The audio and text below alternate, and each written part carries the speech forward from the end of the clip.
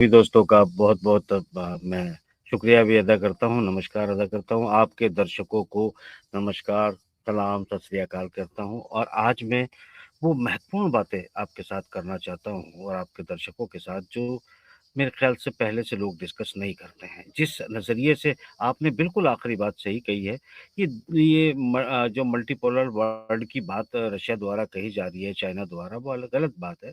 ये असल में जो है सिंगल पोलर ही रहती है दुनिया और ये शीत युद्ध काल में भी इसी बात की लड़ाई थी और अब अमेरिका ने अपने आप को जो है सिंगल पोलर वर्ल्ड को घोषित किया, अब रशिया इसकी कोशिश कर रहा है। तो कुल मिलाकर आप ये जो न्यूट्रल वर्ल्ड है या कोई इस तरह की चीज़ें खत्म हो गई। रही बात ईरान को छोड़ने की और आपके इज़राइल को छोड़ने की, तो आप दोनों को छोड़ने की स्थिति में नहीं है वोरा साहब। आप समझिएगा कि आपकी इस सरकार ने इज़राइल के साथ रक्षा के आपके प्राइवेट लोगों के साथ में जो समझौते किए हैं, वो समझौते इतने बड़े हैं कि आपकी स्ट्रैटेजिक जो वेपन अपग्रेडेशन है, उसको लेकर आप इज़राइल को छोड़ नहीं सकते। उधर से आपका बहुत सारा आपका नस्ली डीएनए से लेकर और बल्कि भारतीय सिविलाइजेशन से लेके जो ईरान की मैं कहूँ कि अगर साइरस द ग्रेट से आप शुरू करेंगे, तो भी आप ईरान से अपने आप को अलग नहीं पाएँगे, तो वो तो एक अलग लंबी बहस हो जाएगी। मगर जो ये चल रहा है, ये है क्या?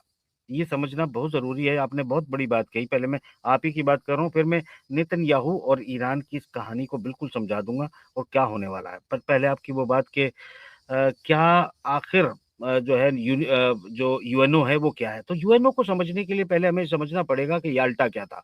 तो याल्टा कॉन्फ्रेंस में जिस तरीके से सेकंड वर्ल्ड वॉर के बाद की दुनिया को तय किया गया था, जैसे अब तय किया जा रहा है, बिग 3 स्टालिन, फ्रैंकलिन, चर्चिल तीनों ने बैठकर जब किया था क्योंकि उस वक़्त फ्रांस में तो इनका पपेट था, तो उसको रिप्लेस किया था, उसकी कोई अहमियत नहीं थी। तो बिग 3 ने जिस तरह दुनिया को बाँटा था, प्रभाव क्षेत्र के नाम पे दुनिया में बँटवारे हुए, उसी के नाम पर ये देश बँटे, उसी के नाम पे दीवारें हुई।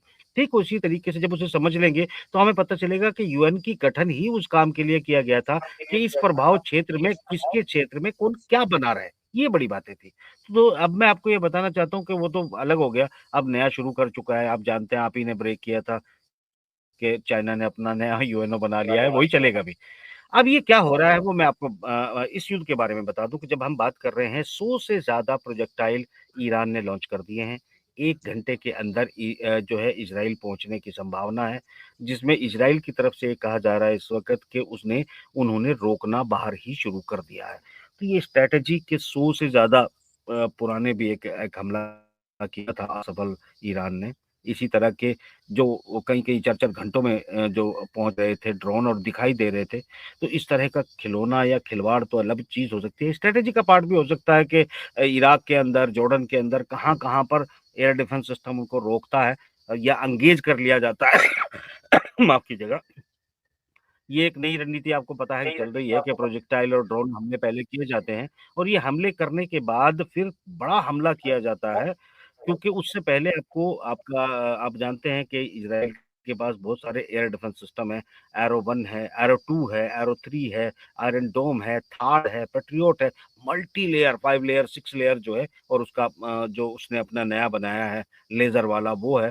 तो 6-7 लेयर्स की जो है सिक्योरिटी बनाई हुई है इज़राइल ने। उसे कहाँ क्या है, शायद उसे निशाने पर लेकर ईरान कोई बड़ा हमला करे, अचानक 1-2 घंटे में होने की संभावना नहीं है। ये स्ट्रैटेजी होगी और एक चीज़, ये जो हमला किया गया है, आपको पता है कि आने वाले रविवार को, संडे को जो है, फिर से मीटिंग होनी थी विटकॉफ के साथ में ईरान की परमाणु इस उसके पहले ही आपने ये हमला कर दिया, तो मतलब कुल मिला के ये था, ये हमला होना था और ये हमले का जवाब वो इतना बड़ा किया है कि इसमें ईरान का जो न्यूक्लियर साइंटिस्ट है वो एक शहीद हो गया है, उनका जो कमांडर था वो शहीद हो गया और बहुत सारे नुकसानात हुए होंगे जो अभी शायद ईरान की तरफ से भी अचानक नहीं बताए जाएँगे धीरे-धीरे और बहुत बड़ी जो नुकसान है वो एक्सेप्ट कर लिया है। अब ये कसम खाई है देखो कसम पे तो मैं भरोसा नहीं करता ईरान की, माफ़ कीजिएगा वोरा साहब। हर बार वो इज़राइल मार के चला जाता है, ये कसम खा के बैठ जाता है। ये कसम की नौटंकी ईरान बहुत करता है, तो कसम-वसम की तो कोई बात नहीं। मगर ईरान के बजाय चाइना और रशिया के लिए एक बड़ी चुनौती है क्योंकि हॉर्मुज़ एक स्ट्रैटेजिक लोकेशन है, जब तक हॉर्मुज़ की नकेल नहीं कस दी जाएगी और इसको ब्लॉक नहीं कर दिया जाएगा, जब तक अरब जगत चाहे वो सऊदी हो, यूएई, कुवैत, बहरीन, ये सभी को जो बहुत बड़ा कारोबार तेल का, एनर्जी का जो है इसके साथ होता है। इस शुक्रिया कि आपने मैप दिखाया। तो ये जो सारा का सारा होर्मुज़ के रास्ते से निकलता है और ये फिर इसके बाद अदन की खाड़ी से फिर लाल सागर होकर वो जो है वो यूरोप पहुँचता है या फिर जो है भारत के लिए भी यहीं से निकलता है, अफ्रीका के लिए निकलता है। तो ये अगर ब्लॉक कर दिया जाता है तो मुझे लगता है कि 120 तो बहुत दूर की बात है, 200 क्रॉस कर सकता है तेल की जो कीमतें हैं। अब यहाँ मैं एक बहुत बड़ा खुलासा करने जा रहा हूँ, जो नेतन्याहू ने एक स्टेटमेंट दिया है, जो इन्होंने राइजिंग लॉयन करके जो इस मिशन का नाम दिया है। एक्चुअली ये लंदन में बहुत पहले तैयार किया गया था और ये जो वार थी, ये बहुत पहले से डिज़ाइन की गई थी और वर्ल्ड वॉर 3 का एपिक सेंटर इज़राइल द्वारा ईरान पर हमला करने से डिज़ाइन किया गया था। इस पर मैं 4 दिन, 5 दिन पहले एक प्रोग्राम बाकायदा ब्रॉडकास्ट कर चुका हूँ, सबूत के तौर पे। एक ब्रिटिश एक इसका वो बहुत बड़े रहस्य खोलता रहता है, उसकी वीडियो को लेकर भी इसमें किस तरीके से फ्रीमेशन और ये जो MI6 के साथ कोलैबोरेशन हथियार लॉबी किस तरह से काम करती है। कॉन्स्पिरेसी थोड़ी हो सकती है, मगर जो मैंने किया था, वो बताया था, वो आज हो रहा है। यानी उसमें बिल्कुल क्लियर है डिज़ाइन में कि ये एपिक सेंटर ईरान बनेगा, ईरान के जो बड़े हमले किए जाएँगे, उसके बाद परमाणु युद्ध यहाँ से शुरू हो जाएगा वोरा साहब। तो परमाणु युद्ध ही शुरू करवाने के लिए MI6 ने जो 18 महीने लगा के रशिया के अंदर अटैक करवाया, वो उतने भारी नुकसान किया गया कि उस गुस्से में पुतिन को परमाणु अटैक कर देना चाहिए था यूक्रेन के ऊपर। मगर चूँकि उन्हें ये प्लान पता है कि MI6 में बैठे हुए एलीट क्लास जिनके बंकर स्विट्ज़रलैंड में है, फ्रांस में है, ब्रिटेन के नीचे है और कनाडा के अंदर भी उन्होंने बना लिए, शिफ्ट कर रहे हैं वहाँ पे और अमेरिका में भी, क्योंकि उनको ये लगता है कि वो परमाणु युद्ध में सेफ रहेंगे। जो आपने देखा होगा एजेंडा 2030 के तहत 30% जनरेशन को कम करना, बल्कि इनका खुलासा ये है कि उनके पीछे जो ज़ायनिस्ट लॉबी है, उनका प्लान है 70% दुनिया को ख़त्म करवाना, आपस में लड़ा के। उन्हें कोई फ़र्क नहीं पड़ता कि कौन हिंदू है, कौन मुसलमान है, कौन क्रिश्चियन है, उनके लिए सब बराबर हैं। वो आपस में सब लड़ें और ख़त्म हो जाएँ और फिर वो ईश्वर के कुछ ख़ास बंदे बचें, 30%, और वो उनके साथ जो है एक अच्छी दुनिया में जिए। ये इनका एक षड्यंत्र है जिसके तहत ये ईरान पे हमला किया गया है। अब इस ईरान में हमले में मैं आपको एक बड़ी बात और कहना चाहूँगा, हो सकता है कुछ दर्शक आपकी इस बात से इत्तेफ़ाक न रखें। जिस तरह सऊदी अरब एक नौटंकी कर रहा है कि मैं ईरान के साथ खड़ा हूँ, पूरी तरह से MI6 के फ्रीमेशन के उन षड्यंत्र के जाल में सऊदी अरब से लेके सब अरब मुल्क, मुस्लिम मुल्क मौजूद हैं और ये सिर्फ नौटंकी कर रहे हैं। अलबत्ता इन्हें खुद को भी पता है कि इनकी अपनी जनरेशन मारी जाएगी, इन्हें भी कोई फ़र्क नहीं पड़ता।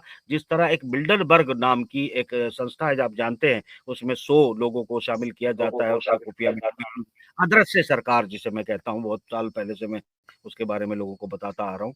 दुनिया के प्रधानमंत्री, राष्ट्रपति चुनने में उसका एक अहम रोल होता है और ये लोग अपनी मर्जी से लोगों को बिठाते हैं।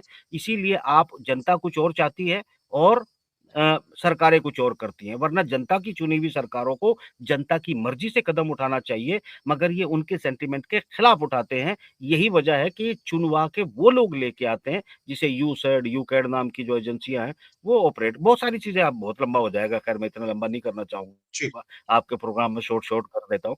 फाइनली जी, या जी। नेतन्याहू ने ये कहा है कि पश्चिमी दीवार पर, यानी जो सुलेमान टेम्पल, हैकल सुलेमानी की या सुलेमान के महल की या उसकी मस्जिद की जो आखिरी दीवार है, जिसे दीवार गिरिया कहते हैं, उसे पश्चिमी दीवार भी कहा जाता है।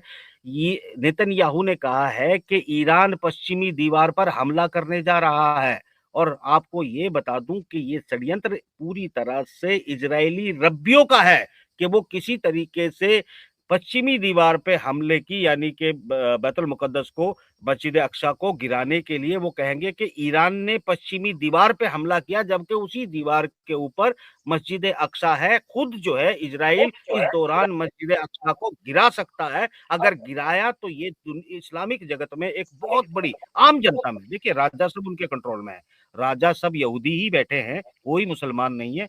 बोरा साहब गलतफहमी में मत रहे और आपके दर्शक भी गलतफहमी में ना रहे। जी, तो कुल मिलाकर जी ये सर। सब उनके मोहरे हैं, पिट्ठू है और ये सब कुछ षड्यंत्र प्लान का हिस्सा है बहुत बड़ा, दुनिया को थर्ड वर्ल्ड वॉर पे लाने की। मगर मैं ट्रंप को एक अलग नज़रिए से देखता हूँ व्लादिमीर पुतिन, शी जिनपिंग और ट्रम्प, एलन मस्क, ये चौकड़ी जो है शायद इनकी षड्यंत्र को फ़ेल करेगी। आपको ट्रम्प जो है वो दिखाई देगा, उसने कहा है कि मैं इज़राइल की हिफ़ाज़त करूँगा, अभी बयान आया है, मगर आपको बिल्कुल इसका उल्टा नतीजे नज़र आने वाले हैं। जो कुछ आपको ट्रम्प का एक्ट दिखाई दे रहा है, असल में वो ओरिजिनल जी, नहीं है, अदृश्य है, पर्दे के पीछे बहुत जी कुछ सर, चल रहा है। और ये जो जी सर, लंदन की MI6 की ये मोहरा है इज़राइल, इज़राइल कुछ भी नहीं है बोरा साहब, ये कुछ है ही नहीं। बेसिकली जो कुछ है जी सर, लंदन है। और मुझे लगता है कि अगर ये वॉर शुरू यहाँ पे होता है, तो रशिया निश्चित रूप से लंदन को डुबोने जा रहा है। मैं आपको इन्फॉर्मेशन दे रहा हूँ, बहुत जी जल्दी सर। अगर ये वॉर यहाँ पे ऐसे